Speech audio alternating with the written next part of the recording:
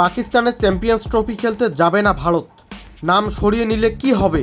হ্যাঁ দর্শক, পাকিস্তানে খেলতে যাবে তো ভারত। আগামী বছরের ফেব্রুয়ারি মাসে পাকিস্তানে অনুষ্ঠিত হতে যাওয়া আইসিসি চ্যাম্পিয়ন্স ট্রফি নিয়ে এ প্রশ্নের উত্তর খুঁজেছে দুই দেশের ক্রিকেট বোর্ড ও আইসিসি। গত বছর ওয়ানডে সংস্কারে এশিয়া কাপের আগেও একই আলোচনা হয়েছিল। শেষ পর্যন্ত টুর্নামেন্টটি হয়েছে হাইব্রিড মডেলে, যেখানে পাকিস্তান আয়োজক দেশ হলেও ফাইনাল সহ ভারতের ম্যাচগুলো হয়েছে শ্রীলঙ্কায়। এবারও আলোচনায় আছে হাইব্রিড মডেল। সম্ভাব্য বিকল্প ভেন্যু হিসাবে শ্রীলঙ্কা ও সংযুক্ত আরব আমিরাতকে বিবেচনা করা হচ্ছে।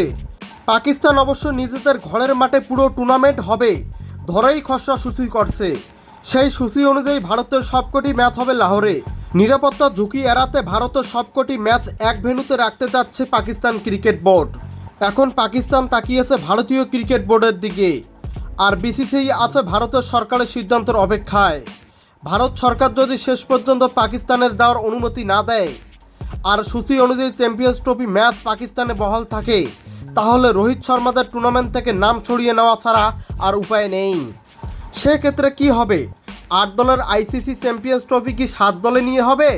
না, ভারত চ্যাম্পিয়ন্স ট্রফি থেকে নাম সরিয়ে নিলে টুর্নামেন্ট খেলার সুযোগ পাবে শ্রীলঙ্কা। গত বছর ভারতে হতে যাওয়া ওয়ানডে বিশ্বকাপের শীর্ষ ৮ দল চ্যাম্পিয়ন্স ট্রফি টিকিট পেয়েছে। বিশ্বকাপের নবম দল ছিল শ্রীলঙ্কা। ভারত টুর্নামেন্টে অংশ না করলে শ্রীলঙ্কার কপাল খুলে যাবে।